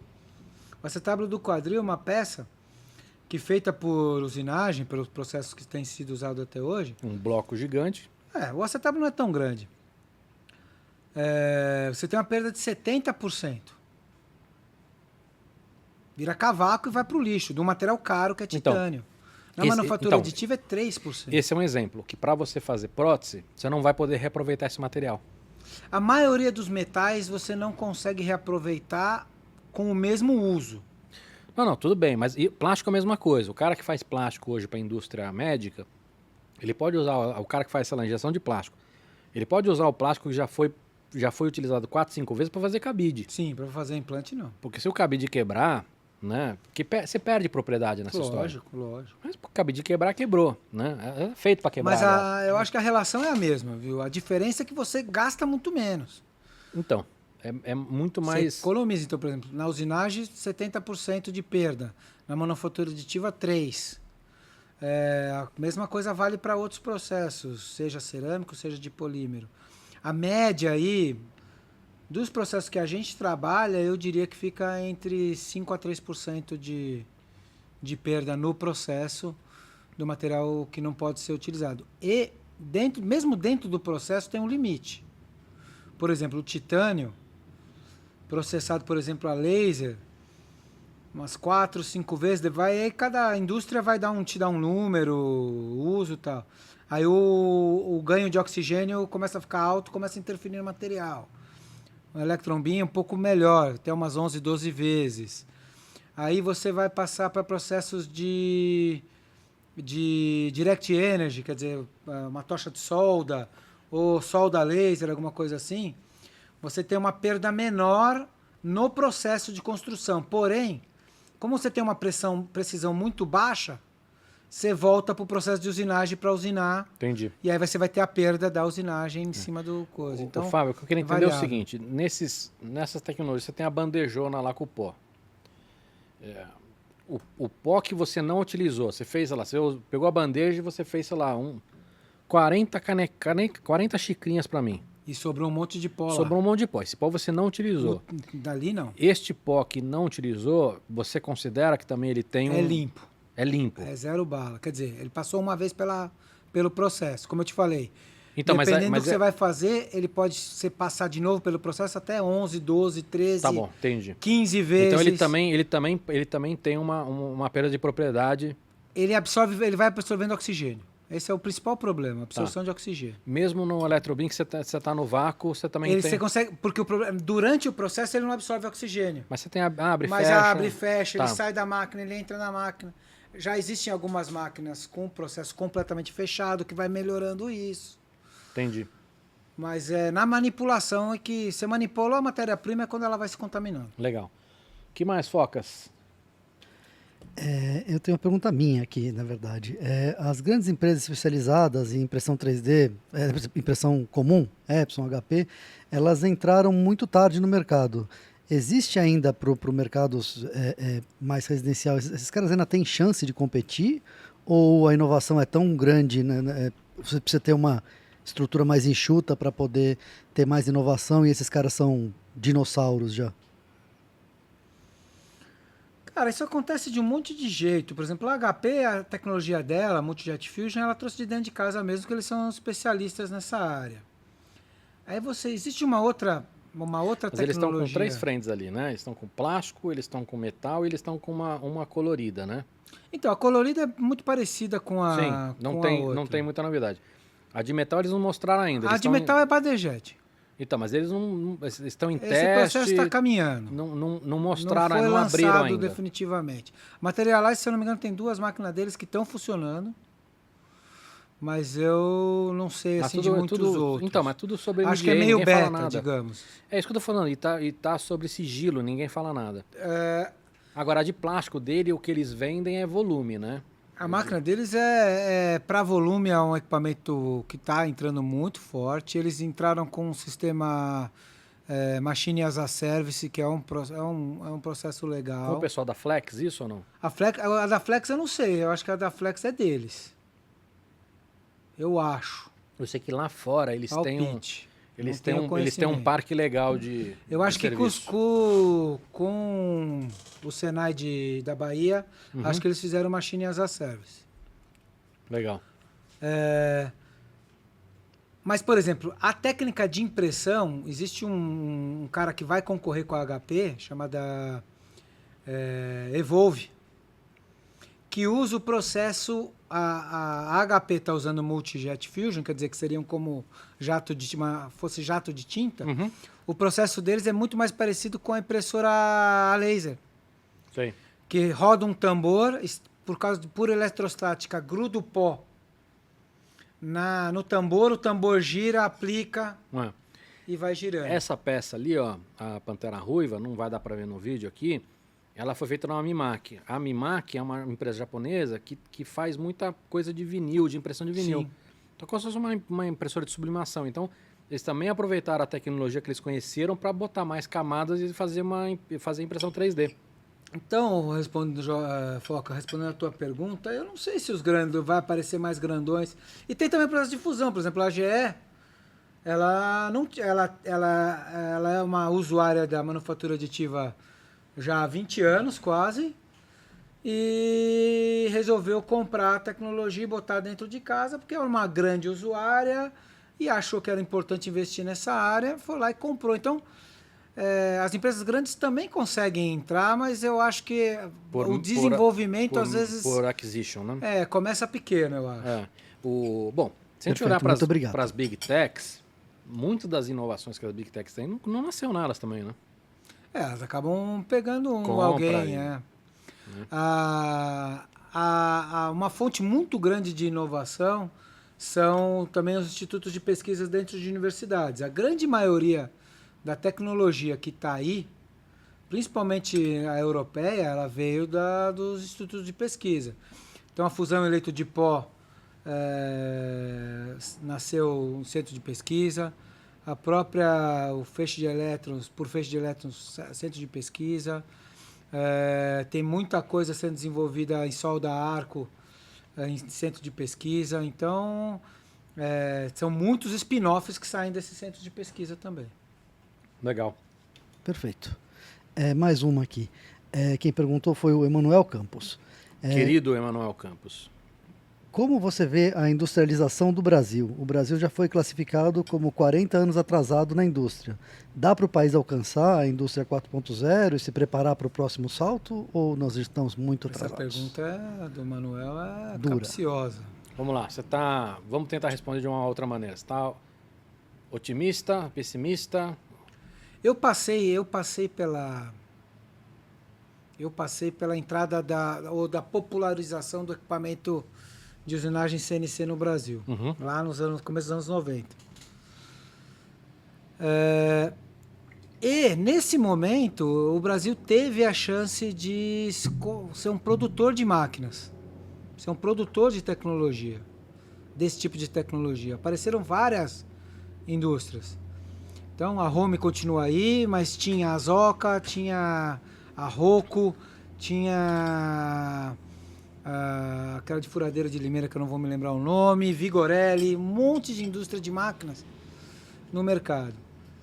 Só que o Brasil é muito cíclico. Então, às vezes aparece um monte de empresas, elas começam a desenvolver, começam a produzir, começam a fazer tecnologia nacional, só que aí vem uma fase ruim e elas não aguentam. A indústria nacional de manufatura aditiva, ela tem algumas indústrias fazendo máquinas de extrusão, máquinas FDM, não é a minha especialidade, os comentários que eu ouvi que tem algumas muito boas. Na área de metais tem 2 empresas brasileiras, a Alquimate e a Omnitec, fazendo fusão eleito de pó a laser. Tem mais gente já. E tem o pessoal fazendo com robôs por arco. Sim. Então, Direct Energy Deposition. Mas é aquilo, cara. Você vê florescer e aí, de repente, se entra uma fase brava, os caras não aguentam. Eu acho que vontade sempre tem. Eu acho que tem um outro problema também, que é o seguinte, o financiamento para isso, ele não vai usar o ecossistema de inovação, de startup e tudo. Não é a praia dos caras. Os caras querem Twitter, que vai ter 10 funcionários e vai fazer 10 bilhões. Isso é que agora tá nessa, né? E aí o que acontece? A indústria, ela usa muito os financiamentos subsidiados de governo. Sim. Seja fundo perdido ou não. E aí nós estamos num momento muito complicado. E acho que o pior é o que você falou, quer dizer, aí você tem um momento bom, mas que não dura. É, isso que é ruim. E aí na primeira barrigada, o nego quebra. Hoje só sobrou, por exemplo, na área de usinagem só sobrou a Home. E tem uma empresa alemã, a Grob, que tem uma filial forte aqui no Brasil, que mantém se produzindo alguma coisa aqui. O resto da turma tá a Index fazia alguma coisa aqui, parou. Outros caras pararam e basicamente na área de equipamento CNC para usinagem ficou só a Home. As injetoras também tá sumindo. Tinha o pessoal de Limeira da... é o nome italiano. Me fugiu o nome agora. Não, tudo bem. Também não tá mais fazendo. Tá ficando de injetora nacional só a Home também. Que é a única que aguenta. Tem o Bradesco Joia, muito bom. É parceiro deles. E conseguiu, acho que a Home conseguiu passar para o mercado, quer dizer, é uma empresa de capital aberto hoje, então isso conseguiu manter ela viva, porque o resto dos pequenos, não conseguiram crescer e sumiram. Vamos ver a anchova. Tá bom? Esse é o preferido do Focas. Tem um amigo meu que ele fazia um italiano. Ele fazia com vários tipos de recheio. Mortadela. Inclusive ele tinha uma maquininha. Ele entra a azeitona, tira o caroço, põe o recheio, empana para você fritar. E ele vendia frito também. Ah, eu gostei. Meu pai ia adorar. Boa. Cara dele. Esse cara tá fazendo? Ele voltou para Itália, cara. Pô, aí ferrou. Não sei o que aconteceu. Eu vou perguntar pro meu outro amigo que também conhece ele. Vamos pegar a maquininha dele e vamos fazer aqui. Se ele deixou a máquina aqui no Brasil. Vamos usar a máquina para fazer um churrasco aqui de... Que mais, Focas? Tem que ser grandona.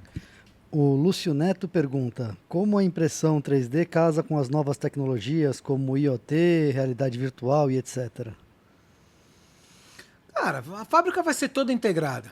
E já está assim. Na realidade, as fábricas elas já estão integradas. Você já vê fábricas com grandes painéis de controle. A informação está correndo. Os caras estão extraindo muita informação. Cada vez mais informação. O que vai acontecer mais é que da porta para fora das fábricas a integração vai ser maior. Sim. Eu vejo... uma coisa que às vezes esse negócio de IoT me preocupa um pouco é como é que a fábrica A vai conversar... O quanto que uma fábrica A vai querer conversar com a fábrica B. Uhum. Então, às vezes a gente fica imaginando que vai estar tudo interligado, mas será que todo mundo vai querer estar interligado mesmo? Eu acho que é muito fácil a gente pensar no trânsito da cidade. Legal. Mas eu acho que mesmo Mas sem nas fábricas eu não sei É que eu acho que mesmo sem interligação já funciona. É o exemplo que você vê de uma Tesla. Né? Ela está colhendo informação ali para deixar o IA dela mais inteligente. Ela não vai compartilhar esta informação com a Ford, ou com a Mercedes, ou com a Volkswagen. Mas ela vai usar essa informação para melhorar e ter um produto mais competitivo. E a competição em si vai fazer isso fervilhar. Eu acho que tem uma coisa que pode ser interessante, e quando a gente fala de dados, de trabalhar nicho, de trabalhar customização e personalização. E eu acho também que tem outras coisas que a gente pode ter mais para frente, que é atualização de hardware como a gente tem com software. Óbvio que não vai ser sempre a mesma coisa, mas hoje você atualiza seus aplicativos todo dia no iPhone, no Android. Se a gente tivesse inteligência e a manufatura aditiva ela tiver melhor empregada, a gente pode ter algumas partes de hardware sendo atualizados antes de você ter que ter a troca inteira do hardware. E essa é uma discussão que Eu tem acho outras que vai camadas. chegar, vai chegar. Acho que tem outras camadas aí que estão fazendo pressão agora, principalmente da Europa, de deixar as coisas mais sustentáveis. Eu acho que, por exemplo, nós fizemos uma carcaça nova aqui, nós fizemos no projeto da nossa máquina uma carcaça nova. Eu não preciso te mandar essa carcaça nova, eu vou te mandar o desenho da carcaça. É isso. Então, esse tipo de coisa eu consigo começar a ver. Mas sabe uma coisa que eu não consigo ver muito, por exemplo? Vamos supor que eu tenho alguns equipamentos de uma determinada marca, Uhum. dentro da minha fábrica. Não interessa o que eles fazem. E a fábrica A tem esses equipamentos, a B tem esses equipamentos, Ok. a C, todo mundo tem. Perfeito. E tem o fabricante da máquina lá que, pô, para melhorar a vida de todo mundo, ele quer puxar a informação de todo mundo para melhorar a vida de todo mundo. Uhum. A minha preocupação é, será que a fábrica A vai deixar a torneira aberta? Então, acho que vai ter uma resistência grande. Então essa é a minha... Nós estamos falando de uma indústria de peça de reposição de 3 trilhões de dólares, mas você já começa a ter legislação na Europa de obrigar esses caras de peças a partir de tal idade a abrir os specs da peça. Outra coisa que é o seguinte, eu tenho uma peça na minha fábrica ou na minha casa que venceu a garantia. Vai ter peça para ela impressa em algum momento no futuro, mesmo que o fabricante não Então nós queira. já estamos fazendo. A gente já está fazendo Nós já isso. estamos fazendo o botãozinho do fogão lá. Não, e coisas bem mais complexas, cara. Você tem, por exemplo, a galera de carro já está fazendo muita coisa impressa. Tá. Porque não tem, e não estou falando só de plástico, de metal. Não, O cara tá não tem fazendo. mais a polia do não sei o quê. Não tem mais. O meu Mazdinha da década não sei o quê. Mas isso sempre foi feito, né? Não, sim, Sempre mas, foi feito. mas o que eu vejo é o seguinte, a gente vai com a começar... tecnologia convencional. Acho que a gente- manufatura aditiva vai ajudando a tornar as Olha. coisas mais fáceis, mais rápidas. Tipo, por exemplo, uma peça que tinha que ser fundida. Sim. O cara não consegue fazer fundição no quintal da casa dele. É. Então Mas o fica que mais acho que tem de difícil. novo nessa história é o seguinte, primeiro uma pressão da Europa e que acho que outros países vão acabar entrando para ser mais sustentável, né? A Apple agora está abrindo um pouco já com a história de vou vender agora a bateria original e tela original, é uma coisa que sempre foram muito resistentes. É um comecinho dessa história. A Apple não vende as peças, esse tipo de peça não vende. Não, Quer não dizer, vende. quem troca a tela de um Apple está sempre botando uma peça que não é Uma Apple. peça que não é Apple. A não ser que você mande para a Apple. A Apple quer que você troque o telefone. Ou mande para eles Mande trocarem para eles dentro de trocarem casa. dentro de casa. Né? Então, assim, você tem indústrias que são muito fechadas ainda. Mas o que vai acontecer é que, assim, cara, vai ter o desenho. Porque você vai ter muita gente desenhando essas peças. Pega, sei lá, por exemplo, máquina de secar.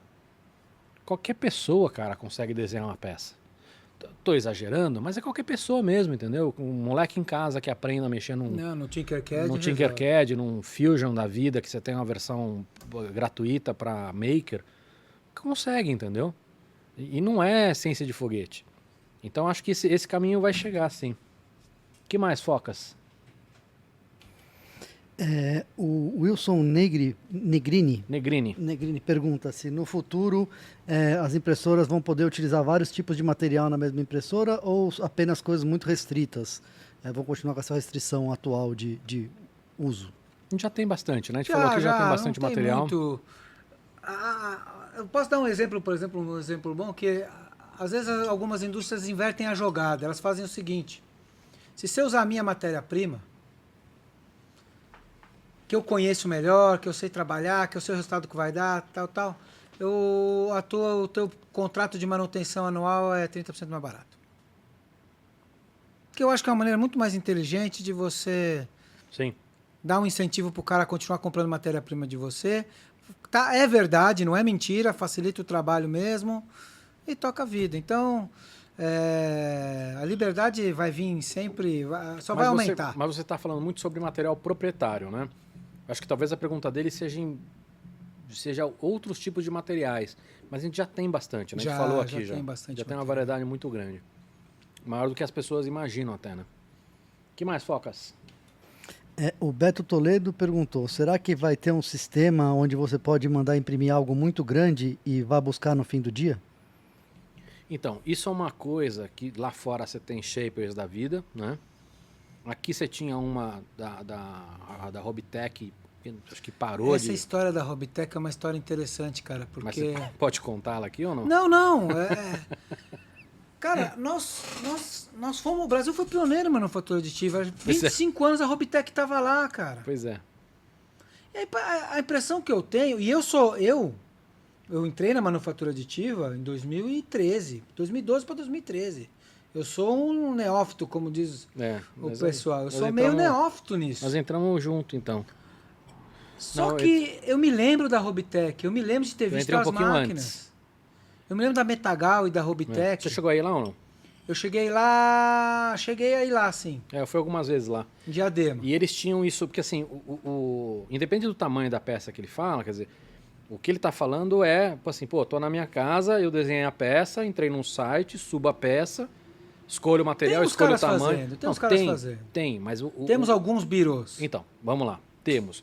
Lá fora você tem uma variedade muito grande de soluções de material e tecnologias. É por causa que a tecnologia, para eles, é mais barata adquirir. Perfeito. Mas aqui você tinha uma Robitech, que você tinha uma variedade grande, eles tinham SLA, eles tinham SLS, eles tinham FDM, enfim, eles tinham uma variedade grande de... eles tinham metal também, apesar de não estar usando, acho, na época. Enfim, mas tinha uma variedade grande. Eu acho que eles faziam um molde e aí fundiam. Pode ser. Por exemplo, essa... Ó, isso aqui é uma SLS. Isso aqui é Shapeways, né? Isso aqui... Deixa eu botar aqui para as pessoas poderem ver. Tirar do meio da carne, né? Isso, botar em cima da... Né? Então, isso aqui é uma coisa que você não faz em qualquer tecnologia, né? Porque não, você precisa de um pouco mais de precisão. Você precisa de uma matéria-prima né? específica, porque senão vai quebrar logo de cara todas as perninhas. Pois é, e essa peça aqui, ela entrega montada já. Sim, sim. Né? Eu não montei ela, porque não dá para você montar isso aqui. Quer dizer, daria, mas enfim, é outra discussão. Então o que acontece? Se a gente tivesse uma Robitech, eu conseguiria fazer isso aqui no Brasil. Hoje eu tenho que mandar numa Shapeways. E aí eu tenho que não só... Não, tem um cara lá em Santo André que acho que tem. Então, mas tem. Eu já falei com esse cara, já fiz coisa com ele. O problema é o seguinte, é um cara que ninguém sabe quem é, o cara tem 2 máquinas e... Você entendeu? O negócio ainda não está redondo. Não, nós não temos birôs fortes, por exemplo. Isso aqui, ó...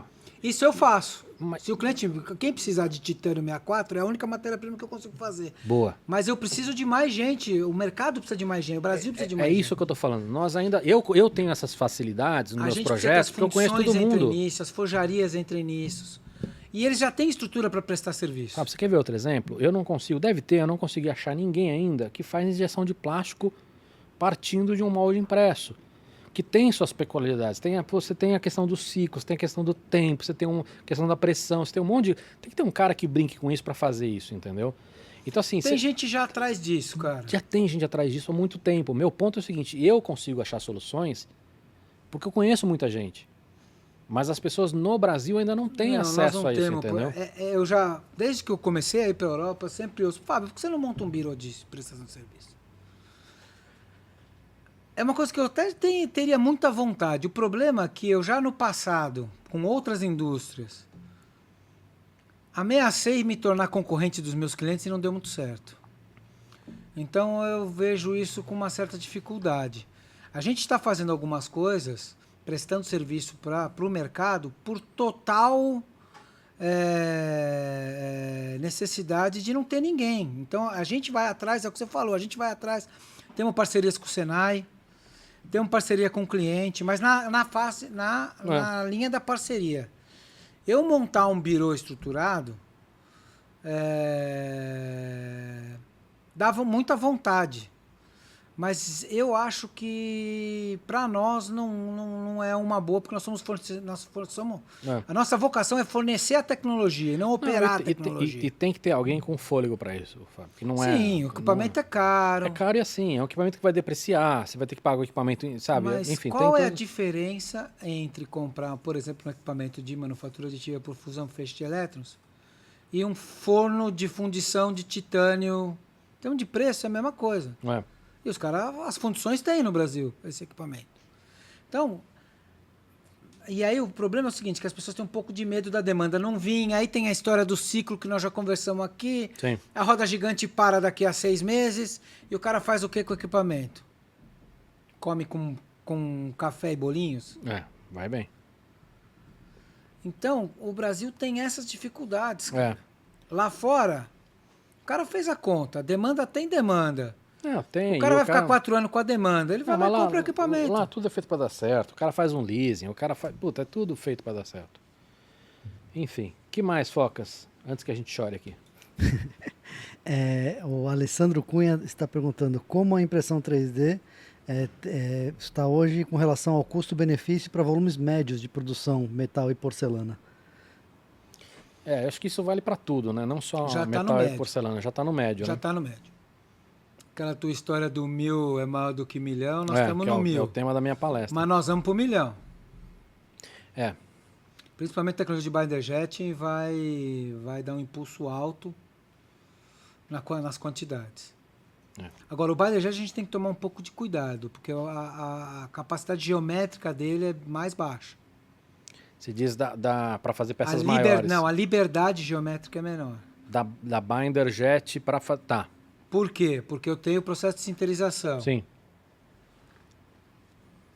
Mas isso já dá para fazer Não uma é variedade... muito menor, mas Não, é mas já dá para fazer menor. uma variedade de coisa Já muito grande. dá para fazer muita coisa. Muita coisa. E eu acho que é para essa linha de você lançar produto mais rápido, você testar mercado, você trabalhar no mercado de nicho.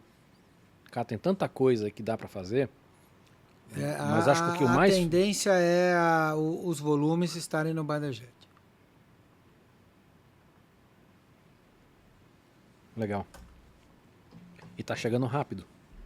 Tá, ainda mais agora com essa fusão aí, a X1 e Desktop Metal, entrou uma caçamba de dinheiro nessa área aí. Então, lá tem dinheiro do mercado de inovação. Tem.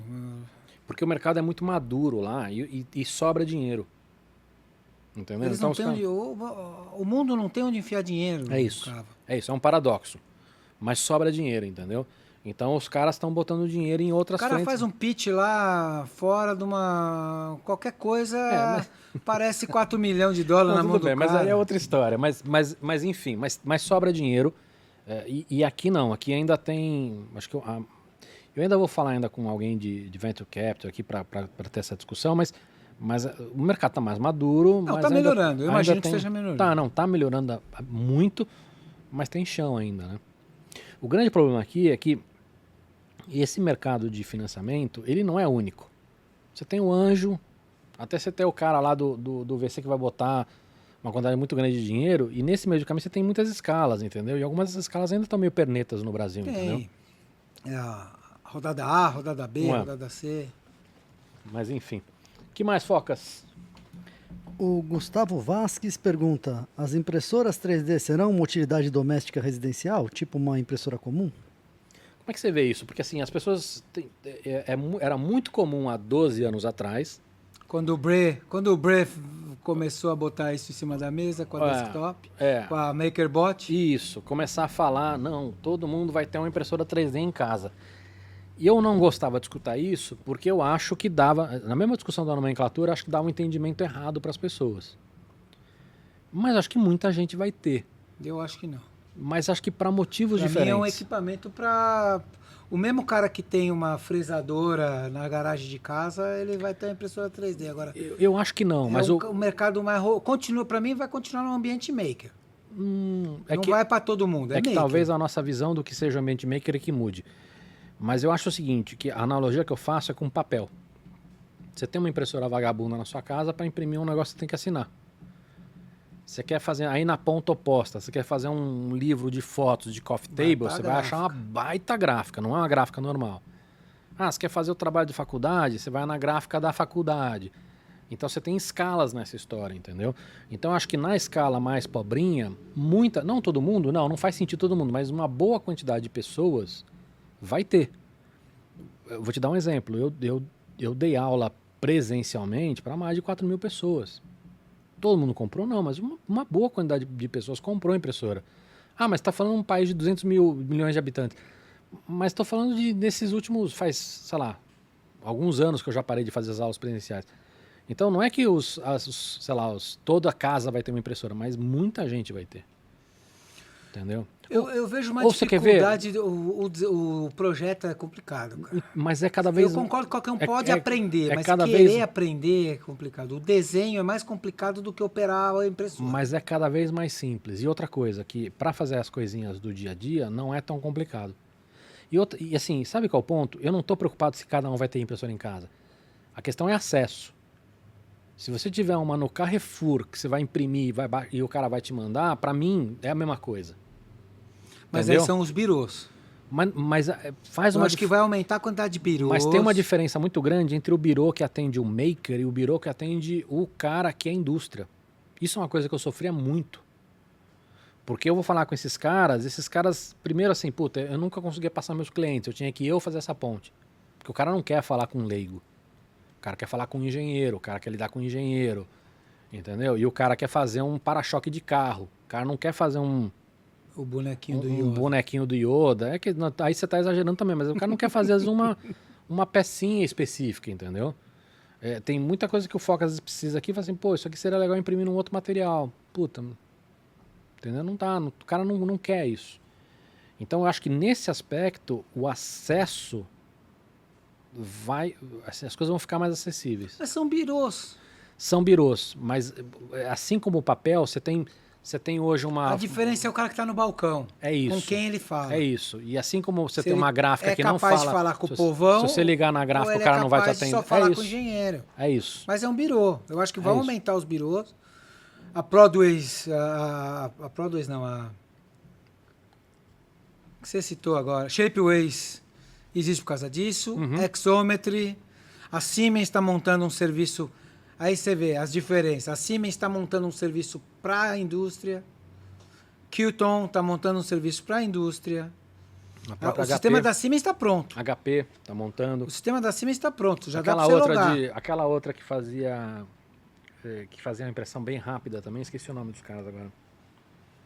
Também abriu um birozinho. Os caras estão fazendo. Eu acho que é mais essa questão de qual mercado você vai atender, com quem você vai falar, se você vai seguir o negócio do leigo. Mas o ponto é, independente do cara ter em casa ou não nomenclatura, o que nós estamos falando é a pessoa normal ter o uso disso no seu... Isso eu acho que vai ter. Isso acho que vai ter, Isso entendeu? eu acho que vai ter.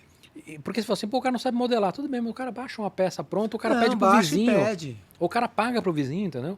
O cara entra num site e manda alguém desenhar para ele. Mas você paga pro vizinho, é a mesma coisa que o cara paga pro vizinho para fazer uma mesa para ele, porque o vizinho é marceneiro. É diferente. Eu acho que é muito parecido, cara. É só uma questão de tamanho. Acho que é diferente. Você tem muita... Você quer ver um exemplo? Você tem muito site hoje para você fazer seu logo, para você fazer uma animação, para você fazer... É isso que eu tô falando, entendeu?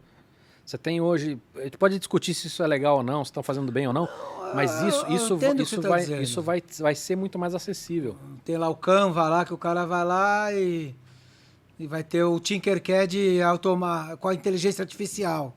Pode ser também. Mas tô falando, é mais fácil do que isso, entendeu? É assim, você poder pagar... Da mesma maneira que você pagar $50 pro cara fazer um logo para você... Podemos discutir se é um logo bom ou não, mas... Entendeu? Você paga $50 para fazer isso, fazer aquele outro. Você também vai ter um sitezinho que você vai entrar e falar, cara, preciso de uma peça X aqui, entendeu? Eu sei, mas aí o cara pegar, botar na máquina dele lá, fazer, eu acho que o cara ter a máquina, eu acho complicado em casa. E eu acho que materiais vai ser problemático. Eu acho que tudo isso é assim, novamente, para mim o que pega é esse cara tem acesso a fazer essa impressão de uma maneira mais simples ou não. Se a impressora está na casa dele ou não, se está no condomínio, se está na escola, para mim não importa, entendeu? Eu acho que o caminho é um caminho para a adoção mais rápida é os birôs. Baratos e de forma fácil do cara acessar os birôs. Legal. O que mais, Focas? Nós temos a pergunta do John Davidson. Qual o nível de detalhe hoje possível imprimir? Eu estou imaginando que ele está dizendo em microns, ou seja, qual o tamanho mínimo de detalhezinho. Já tem coisa muito pequena, cara. Já tem coisa micrométrica. Tem uma empresa americana que está fazendo algumas coisas em polímero muito pequenas, na casa de o conjunto todo abaixo de 1 milímetro. Eu tenho umas peças em casa que não dá para ver. Nem no microscópio de luz. Eu precisei levar numa faculdade e usar o microscópio de varredura deles para poder ver a peça. Porque a peça inteira ela tem, sei lá, 80 microns de tamanho. Então o detalhe nós estamos falando aí de microns mesmo. Já tem coisa muito pequena. Assim. Eu tive que levar para ver se os caras não estavam me trollando, né? O cara mandou o vidrinho. Mandou dentro do vidrinho. Tá aí, ó. Tá impresso aí. É uma boa. Legal, muito bem. Cara, adorei. Espero que você tenha gostado da comida. Pô, foi 10, meu. Agora nós vamos tomar um café aqui. Quando terminar, nós vamos tomar um café. Você vai tirar um café? Nós vamos tirar, nós vamos tomar aqui. Bom, Focas, muito obrigado. Fábio, obrigado. Cara, foi um prazer, cara. Sempre que você quiser, nós estamos à disposição. Vamos fazer novos também. Quem ficou até aqui, obrigado. Lembra, dá like, recomendar para os amigos, se inscreve que ajuda bastante a gente. Muito obrigado, pessoal.